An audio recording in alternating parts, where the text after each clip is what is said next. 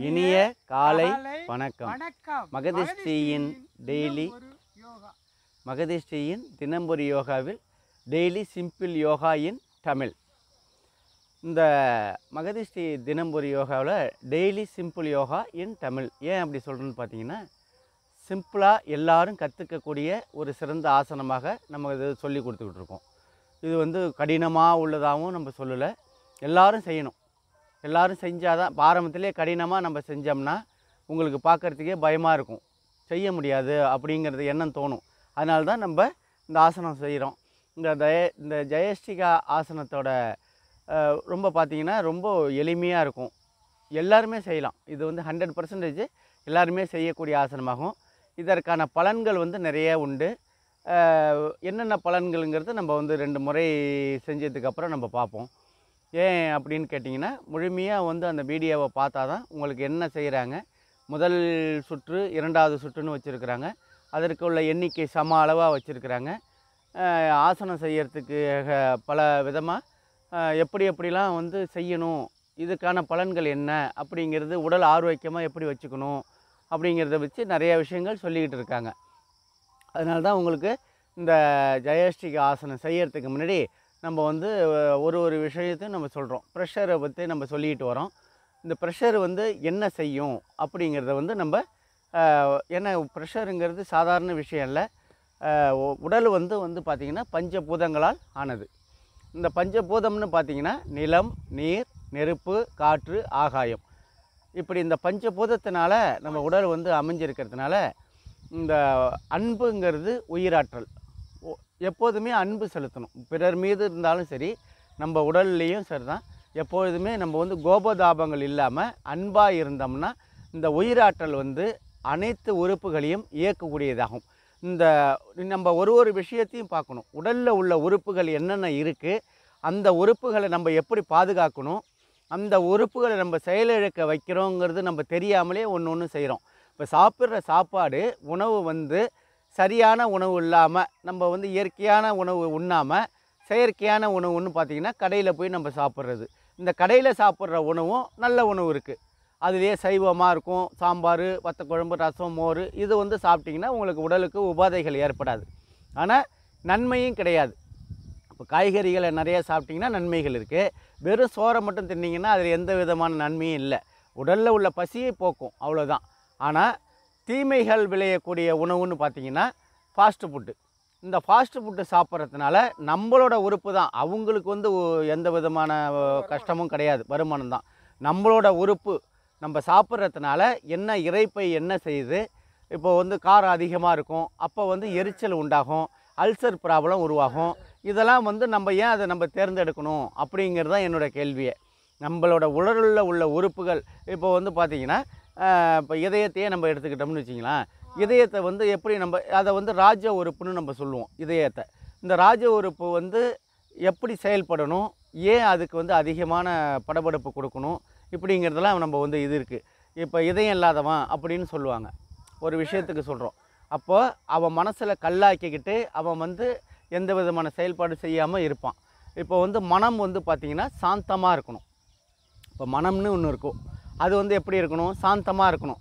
உடலுக்கு அதே போல் இந்த ப்ரெஷர் உள்ளவங்க நல்லா கவனிச்சிங்க, உடலுக்கு ஓய்வு கொடுக்கணும். இப்போ 8 மணி நேரம் தூங்குறாங்களா, பரவாயில்ல, முடியல அப்படின்னு பார்த்திங்கன்னா சராசரி ஒரு 6 மணி நேரம்னாச்சும் தூங்கணும். இந்த 6 மணி நேரம் தூங்கினா தான் இந்த உடலில் உறுப்புகளுக்கு ஓய்வு கொடுத்து அவங்க நாளைக்கு மறுநாள் எழுந்திரிச்சு இந்த சாப்பிட்ற சாப்பாடாக இருந்தாலும் சரி, எல்லா விதமான பயன்பாட்டுக்கும் அது பயனுள்ளதாக இருக்கும். புரியுதுங்களா, நான் சொல்கிறது புரியுதா இல்லையா? இப்போது இந்த இன்ஜினானது இயங்கக்கூடியது, அதுக்கு ஓய்வு தேவை. இந்த ஓய்வு நம்ம கொடுக்காம அதுக்கு இப்போ ஐடி ஃபீல்டில் இருக்காங்க, நைட்டில் கண்ணு மூச்சு தான் வேலை செஞ்சாகணும். இப்போ அமெரிக்காவில் உள்ள டைமும் நம்ம டைமும் வேறு மாதிரியாக இருக்கும். அப்போ அந்த கம்பெனியில் வேலை பார்ப்பாங்க. அப்போது அவங்களுக்கு அந்த டைம் முடிஞ்சோடனே தூங்கணும். தூங்காமல் இருக்கிறதுனால தான் அவங்களுக்கு நிறைய வியாதிகள் வருது. அதே போல் உணவும் கட்டுப்பாடாக இருக்கணும். இப்படிலாம் அந்த சரியான முறையில் உணவு, உறக்கம், இதெல்லாம் சரியான முறையில் நீங்கள் வச்சுக்கிட்டிங்கன்னா உங்களுக்கு இந்த ப்ரெஷர்லேருந்து விடுபடுங்க. இப்போ எதுக்கு நான் சொல்ல வரேன்னா, கோபங்கள் அதிகமாக படவே கூடாது. கோபங்கள் அதிகமாக பட்டிங்கன்னா உடல் உஷ்ணமாகி உங்களுக்கு மாற்றுப்பாதைக்கு தான் நம்ம செல்ல வழிவகுக்கும். அதனால் கோபதாபங்கள் இல்லாமல் நீங்கள் இப்போ இதுக்கு என்ன செய்யணும் வழிமுறைகள் இருக்குது. இப்போ நம்ம ₹1 கூட செலவு கிடையாது, மாத்திரை சாப்பிட போகிறதில்ல. இப்போ வந்து ஆகாய முத்திரை. இப்போ ஆகாய முத்திரை நம்ம இந்த 3 முத்திரை இன்றைக்கி சொல்லித்தரேன். இந்த 3 முத்திரையும் நீங்கள் வந்து காலையில் வெறும் வயிற்றில் செய்யுங்க.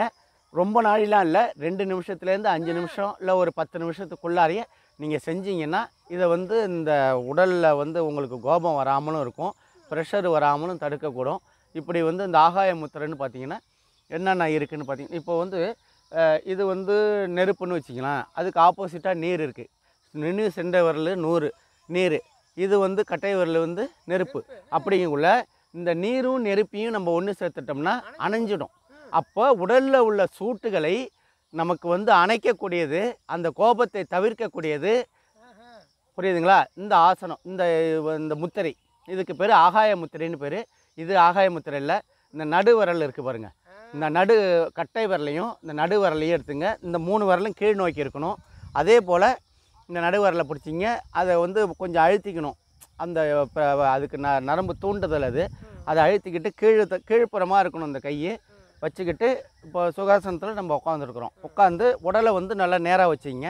அப்படி வயசானவங்க முடியல அப்படின்னு பார்த்தீங்கன்னா ஒரு நாற்காலியை போட்டு அதில் உங்கள் முதுவை சாய்ச்சி வச்சுக்கிட்டு இதில் உட்காந்துக்கிட்டு ஒரு 2 இல்லாட்டினா 5 நிமிஷம் அதை தாண்ட வேண்டாம். இது புரியுதுங்களா? உங்களுக்கு மனதுக்கு வந்து முழுமையாக எந்த விதமான சலனமும் இல்லாமல் வேறு எந்த சிந்தனையும் இல்லாமல் இதை வந்து காலையில் நீங்கள் செய்யணும். இப்போ 3 வேளையும் செய்யலாம் இது, ஆனால் சாப்பிட்றதுக்கு முன்னாடி நம்ம செய்யணும். அதான் ப்ரெஷர் வந்து குறையும், கோபங்கள் வராது. உடலில் வந்து கோபம் வராமல் இருந்துச்சுன்னா, சாந்தமாகிட்டு உங்கள் மனசு வந்து சாந்தமாக இருந்ததுன்னா உங்களுக்கு வந்து எந்த விதமான நோயுமே வராது. அதை தான் நம்ம சொல்ல வரோம்.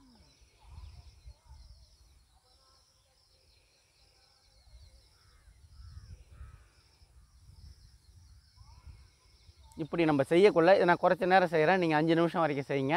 இப்படி நம்ம செய்யக்குள்ள அந்த மனசில் உள்ள ஓட்டத்தை வந்து நிறுத்திட்டு, இப்போ நீங்கள் எத்தனை மூச்சு சுவாசங்கள் பண்ணுறீங்க அப்படிங்கிறத நீங்கள் வந்து கணக்கில் வச்சுக்கணும். இப்போ அப்போ தான் வந்து உங்களுக்கு அது வந்து தூண்டுதல்னு பேர். இது செஞ்சிங்கன்னா உங்களுக்கு உடலில் உள்ள உறுப்புகளை வந்து அது பாதுகாக்கும். பிபிங்கிறது வராமல் தடுக்கக்கூடும். வந்தவங்களுக்கு இது வந்து குறைஞ்சிடும். அதுக்கப்புறமேலுக்கு மாத்திரையை நீங்கள் குறைச்சிக்கலாம், அளவு மாத்திரையோட இதை பாயிண்ட்டை குறைச்சிக்கிட்டு நீங்கள் வந்து இது வந்து பார்த்திங்கன்னா அடுத்தது பார்த்திங்கன்னா இந்த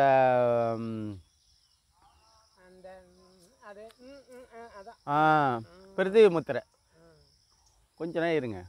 இந்த பிரிதிவி முத்திரை வந்து பார்த்திங்கன்னா மோதிர விரலும் கட்டை விரலும் சேர்ந்துக்கக்கூடியது. இந்த மோதிர விரலும் இந்த மோதிர விரலையும் சேர்த்துங்க.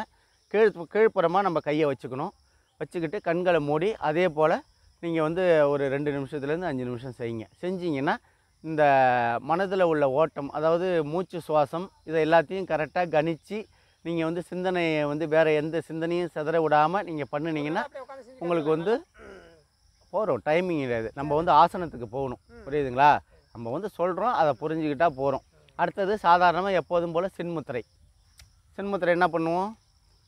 ஆள்காட்டி விரலும் கட்டை விரலும் வச்சுக்கிட்டு சுகாசனத்தில் உட்காந்துருக்குறோம். இப்போ நான் வந்து சொன்னது இப்போ 3 சொல்லியிருக்கிறேன். இந்த 3மே வந்து சுகாசனத்தில் உட்காந்துருக்கிறேன். இதுவே வந்து வஜ்ராசனத்துலேயும் உட்காந்து நீங்கள் செய்யணும். இப்போ வஜ்ராசனத்துலேருந்து பார்த்தீங்கன்னா காலை வந்து ஒரு காலை மடக்கிங்க, இன்னொரு காலையை மடக்கிக்கிட்டு நல்லா உட்காந்துங்க. இப்போது நம்ம சின்முத்திரையில் இருக்கிறோம்னா நம்ம இப்படி வச்சுருக்குறோம். கையை வச்சுக்கிட்டு அந்த சுகாசனத்தில் உட்காந்ததை விட இந்த வஜ்ராசனத்தில் உட்காந்து செஞ்சிங்கன்னா உங்களுக்கு வந்து அதிக பலனை கொடுக்கக்கூடும். அதனால தான் உங்கள்கிட்ட சொல்கிறேன். இதுக்கு வந்து நேரங்காலங்களும் உங்களுக்கு கிடையாது. காலை வேளை, மதியம், இரவு, இதை வந்து சாப்பிட்றதுக்கு முன்னாடி நம்ம செய்யணும். அதேமாரி நம்ம செஞ்சோம்னா உங்களுக்கு ப்ரெஷர் வந்து எவ்வளோ குறையுதுன்னு நீங்கள் கமெண்டில் சொல்லுங்கள். அந்த அளவுக்கு உங்களுக்கு வந்து, ஏன்னா மனசு வந்து தூய்மையாயிடும், மனசு வந்து இலகுவாயிடும், இந்த உணர்ச்சிகள்லாம் வந்து தூண்டக்கூடியதாகும். இப்போ மின்சாரம் பாயிற மாதிரி இருக்கும் உங்களுக்கு. புரியுதுங்களா? ஆமாம். இப்போ சின்முத்திரையை வந்து நம்ம எப்படி இப்போ கட்டை விரல், ஆள்காட்டி விரல், என்னென்ன விரலில் செஞ்சோம். அடுத்தது வந்து பார்த்தீங்கன்னா டைம் இல்லைங்க. இப்போ ஆகாய முத்திரைன்னு பார்த்தீங்கன்னா நடு விரலும் கட்டை விரலும் கீழே வந்து நம்ம கையை வச்சுக்கணும். அடுத்தது பிரிதிவி விரல்னா மோதிர விரல். இதை நீங்கள் டெய்லி நீங்கள் செஞ்சுக்கிட்டே இருந்தீங்கன்னா உங்களுக்கு நினைப்பு வந்துடும். அடுத்தது சின்முத்திரை. அவ்வளோதான்.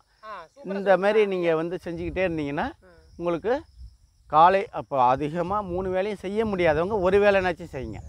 செஞ்சுட்டு இதை வந்து நீங்கள் வந்து கையை அந்த வச்சுட்டிங்கன்னா உங்களுக்கு வந்து என்ன செய்யும், இந்த உயிராற்றல் வந்து அப்போ இந்த கையை இப்படி வச்சுக்கணும். வச்சுட்டிங்கன்னா கையில் வந்து உங்களுக்கு வந்து ஒரு மின்சாரம் பாயிற மாரி ஒரு எண்ணங்கள் தோன்றும். இதுதான் வந்து உடல் உறுப்புகளை பாதுகாக்கக்கூடியது. இதை தான் நீங்கள் செய்யணும். அப்படி நீங்கள் வந்து செஞ்சுட்டே வந்தீங்கன்னா மனசு வந்து தூய்மையாகி அன்பாயிடுவீங்க. அனைவரையும் யாரை பார்த்தாலும் உங்களுக்கு அன்பு இருக்கிறதுக்கு தோணும். இப்போ வந்து நம்ம நாழி ஆயிடுச்சு. ஜெயஷ்டிகா ஆசனம்னு பேர் இதுக்கு. இந்த ஆசனம் எல்லாருமே செய்யலாம். படுத்து உறங்குற மாரி தான். குப்புறக்க படுத்துக்கிட்டு நம்ம வந்து உடலை தளர்த்தணும், அவ்வளோதான்.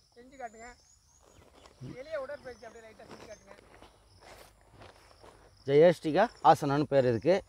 இந்த ஆசனம் செய்கிறதுக்கு முன்னாடி நம்ம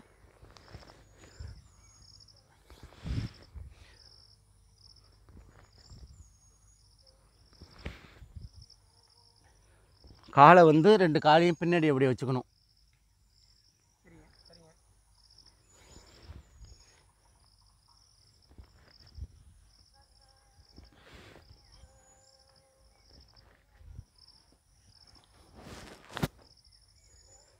இப்படி வச்சுக்கிட்டு இந்த கையை கோத்துக்குங்க. கோட்டுக்கிட்டு இந்த தலை பின்புறம் இருக்குது பார்த்தீங்களா, அதை வந்து இந்த தலை வந்து கீழே இருக்கணும். கீழே இருக்கணும். இந்த முழங்கால் முட்டியும் கீழே இருக்கணும். ஆமாம், முட்டி கீழே இருக்கணும் தரையில். பின்புறம் வச்சிருக்கு. கையை நல்லா மடக்கி கோத்து பிடிச்சிருக்கீங்க. எண்ணிக்கை இல்லை, இப்போ உடலை தளர்த்தணும். நம்ம தளர்த்திடணும். தளர்த்திட்டு இப்போ மூச்சு சுவாசத்தை உடலையும் தளர்த்திக்கணும், மூச்சு சுவாசத்தையும் உணரணும். எண்ணிக்கை 2 3 4 5 6 7 8 9 10 11 12 13 14 15 16 17 18 19 20 21 22 23 24 25. நன்றி ஜேகே ஐயா. நம்ம சாதாரணமாக உடலை தளர்த்தி உட்காந்துங்க. உட்காந்துக்கிட்டு சுகாசனத்தில் உட்காந்து சின்முத்திரையில் மூச்சு சுவாசம்.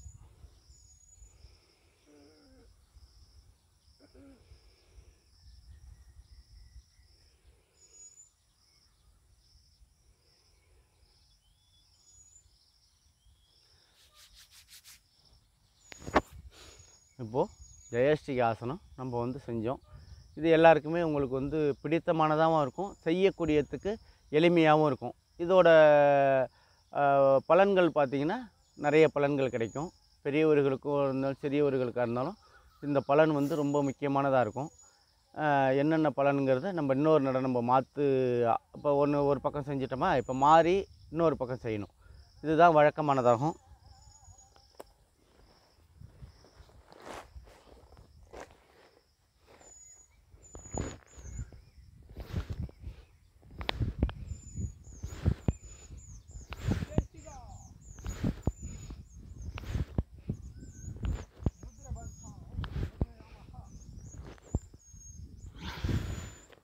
ஆசனத்துக்கு நம்ம போயிடும். கையை நல்லா வச்சிங்க, தலையை வந்து கீழே விட்டுங்க, முட்டியும் கீழே வச்சிங்க, உடலை வந்து தளர்த்துங்க. 2 3 4 5 6 7 8 9 10 11 12 13 14 15 16 17 18 19 20 21 22 23 24 25. நன்றி ஜேகே ஐயா.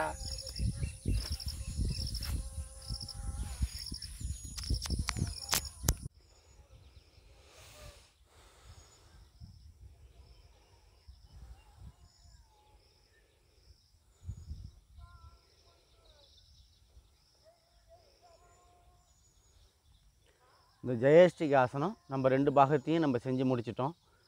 இந்த ஜெயஷ்டிகா ஆசனம் செய்யறதுக்கு முன்னாடி நமக்கு இன்றைக்கி வந்து யோகா உலக தினம். இன்றைக்கி உலகத்தில் இருக்கிற அனைத்து யோகா செய்யக்கூடிய அனைவருக்கும் நம்மளுடைய நல்வாழ்த்துக்களை தெரிவிச்சுக்கிறோம். மகதிஷ்டி தினம்பொரு டெய்லி சிம்பிள் யோகாவின் மூலயமாக அனைவருக்கும் நம்ம செஞ்சுக்கிறோம். இதன் மூலமாக நம்ம வந்து ஒரு உறுதிமொழி எடுத்துக்கணும். நம்மளும் யோகா செய்யணும், நம்மளும் வந்து அதை கற்றுக்கிட்டு நம்ம உடம்பு ஆரோக்கியமாக வச்சுக்கணும் அப்படிங்கிறது தான் நம்மளோட விருப்பமாகும். அதனால் எல்லாருமே என்ன செய்கிறீங்கன்னா, யோகாவை நம்ம ஃபஸ்ட்டு போகிறதுக்கு நம்ம மனநிலையை தயார் பண்ணிக்கணும். யோகா கற்றுக்கணும் அப்படின்ட்டுன்னு அதை கற்றுக்கிட்டோம்னா நமக்கு வந்து நம்மளோட இல்லை, நம்மளோட சந்ததியர்களும் அதை வந்து பலனடைவாங்க. ஏன்னா இது வந்து உடல் ரீதியாக உருவாக்கப்படுது. இப்போ நீங்கள் வந்து யோகா கற்றுக்கிட்டீங்கன்னா உங்கள் பிள்ளைங்க கற்றுக்கும், அது மூலயமா பேர பிள்ளைங்க கற்றுக்கும். இப்படி கற்றுக்கிறதுனால உடல் ஆரோக்கியமாக இந்த யோகா குடும்பம் அப்படின்னு சொல்லுவாங்க. ஏன்னா பாரம்பரியமாக இப்போ அதுக்கு முன்னாடி முன்னோர்கள் வந்து நம்மளோட அப்பாவோ இல்லை தாத்தாவோ யாராச்சும் ஏதாச்சும் ஒரு யோகா நம்ம பண்ணியிருந்தால் தான் நம்ம இதை இந்த ஜீன்கள் மூலயமாக இதை செய்யறதுக்கான ஒரு வழிமுறைகளாக இருக்கும்.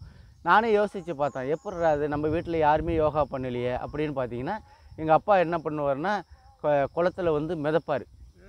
கட்டையாக இருக்கும். நம்ம கட்டையை தூக்கி போட்டோம்னா எப்படி வந்து மேலே கிடக்கோ அதே போல் அவர் கால்லேருந்து தலை வரைக்கும் சுத்தமாகவே வந்து இருப்பார். நான் யோசித்தேன், சரி அவர் செஞ்சதுனால தான் நமக்கு வந்து இந்த இப்போ நமக்கு இது கிடைக்குது அப்படின்னு. நம்ம முன்னோர்கள் எல்லாம் நம்மளுக்கு வழிகாட்டின முன்னோர்கள் தான் நம்மளோட கடவுள், நம்மளோட குரு. அப்படிங்கக்குள்ள எல்லாருக்குமே அந்த அதிர்ஷ்டம் உண்டு. அதை வந்து நம்ம பயன்படுத்துறது இல்லை. அதனால் நம்ம வந்து தீய பழக்கத்துலேருந்து விடுபட்டு நம்ம வந்து ஒரு புத்துணர்ச்சியாக நம்ம இன்னையிலேருந்து நம்ம வந்து இந்த உறுதிமொழி எடுத்து யோகா தினத்தில் நம்ம ஆரம்பிக்கும். அதன் மூலயமா நமக்கு வந்து விழிப்புணர்வு ஏற்பட்டு நம்ம உடல் ஆரோக்கியமாக இருக்கிறதுக்கு வழிமுறைகள் செய்வோம் அப்படின்னு. இந்த ஜெயஸ்ரீ ஆசனம் 2 முறை செஞ்சோம் பார்த்தீங்களா, எல்லாருமே செய்யலாம், எளிமையாக இருக்கும். இது வந்து என்ன செய்யணும்னா, எல்லா விதமான முதுகு தண்டும் நல்லா தளர்த்தியாக ஆகிறதுக்கு இது ஒரு சிறந்த ஆசனமாகும். விரைப்புத்தன்மை இல்லாமல் உடலில் உள்ள முதுகு தண்டு பூரா தளர்த்தியாகி உங்கள் உடல் உறுப்புகளை நல்லா செயல்பட வைக்கும். அதனால தான் இந்த ஆசனம் செய்கிறது. இதை செஞ்சிங்கன்னா உங்களுக்கு வந்து உடல் தளர்த்தி ஆகிடும். கழுத்து மற்றும் மேல் முதுகில் வந்து உங்களுக்கு வந்து நன்றாக செயல்படும். ஆமாம், கழுத்து பகுதி, அதுக்கு மேலே முதுகில் உள்ள பார்ட்ஸ், இது அனைத்துமே உங்களுக்கு வந்து சிறப்பாக செயல்படக்கூடிய இது ஒரு சிறந்த ஆசனமாகும். முதுகில் ஏற்படுற விரைப்புத்தன்மையை தளர்த்தி அடைய செய்யும். இப்போ முதுகில் வந்து விரைப்புத்தன்மை ஏற்படும். அப்படிங்கக்குள்ள நீங்கள் வந்து என்ன செய்வீங்க, குனியவும் முடியாது, நிமிரவும் முடியாது. அப்போ தளர்ந்தால் தான் நீங்கள் வந்து அந்த காரியத்தை செய்யலாம். அப்போ தளரக்கூடிய நேரத்தில் உங்களுக்கு வந்து கீழே தரையை போய் கையை தொடணும் அப்படின்னா நீங்கள் முதல் நாளே தொட முடியாது. அப்போ ஒரு நாளைக்கும் நீங்கள் தளர்ச்சி கொடுத்துக்கிட்டே வர இப்போ பாதி தூரம் போய் கீழே போய் கடைசியாக கையை வந்து இந்த அளவுக்கு ஊனிடுவாங்க. அப்போ உங்களுக்கு முதுகு வந்து நன்றாக டர்னில் உங்களுக்கு வந்துடும். அப்போ அது தளர்ச்சி தானே காரணம். அந்த தளர்ச்சியை ஏற்படுத்தக்கூடிய இது ஒரு ஆசனத்துக்கு பேர் தான் ஜெயஸ்ரீகா ஆசனம்னு பேர். இதை நம்ம மனசில் வச்சுக்கணும். கழுத்து மற்றும் மூட்டு வாதம் உள்ளவங்களுக்கு கழுத்து வலி இருக்கும், மூட்டு வாதம் இருக்கும். அவங்களாம் வந்து இதை செஞ்சுக்கிட்டே வந்தீங்கன்னா இந்த ஆசனம் உங்களுக்கு வந்து நல்ல ஒரு பயனை அளிக்கக்கூடும். உடலில் வந்து தளர்ச்சி ஏற்படும். அதே போல் அசதியை வந்து போக்கும். இப்போ அசதியாக இருக்குது, இந்த நிலையில் நீங்கள் படுத்திருந்தீங்கன்னா உங்களுடைய அசதியை போக்கக்கூடியதற்கு இது ஒரு சிறந்த ஆசனமாகும். இரத்த ஓட்டம் ஒரே சீராக இருக்கும். நினைவாற்றலை உங்களுக்கு அதிகரிக்கும். இதுதான் வந்து உடலில் உங்களுக்கு தேவை. அப்படி இருந்ததுன்னா இரத்த ஓட்டம் வந்து சீராக இருந்ததுன்னா ப்ரெஷர் இருக்கிறதுக்கான வாய்ப்புகள் இல்லை. புரியுதுங்களா? இந்த ஜெயஸ்ரீ ஆசனத்தினால இவ்வளோ பலன்களையும் நம்ம வந்து பெறுகிறோம். அடுத்தபடியாக பார்த்திங்கன்னா ஒரு சின்ன டிப்ஸு சொல்கிறோம். சளி அதிகமாக இருக்குது அப்படின்னா என்ன செய்யணுன்னா, ஒரு 2 சின்ன வெங்காயத்தை நம்ம சாப்பிடுங்க. சாப்பிட்டுட்டு வெந்நீர், விதவிதப்பான வெந்நீரை ஒரு டம்ளர் குடிச்சிடுங்க. இப்படி நீங்கள் தொடர்ந்து நீங்கள் செஞ்சுக்கிட்டே வந்தீங்கன்னா சளி வந்து உங்கள் வீட்டில், அதாவது மென்று சாப்பிட்ணும்.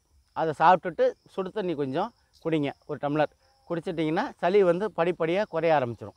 அதே போல் பூண்டு இருக்கும். இந்த பூண்டை வந்து என்ன செய்கிறீங்க, துவையலாக அரைச்சி சாப்பிட்ணும். அதுக்கு என்ன சேர்த்துக்கணும் அப்படின்னு பார்த்தீங்கன்னா, கடலப்பருப்பை வறுத்து கூட உங்களுக்கு வந்து அதோடு சேர்த்துப்பாங்க. பயிர் இருக்குது, அதை வறுத்து சேர்த்துப்பாங்க.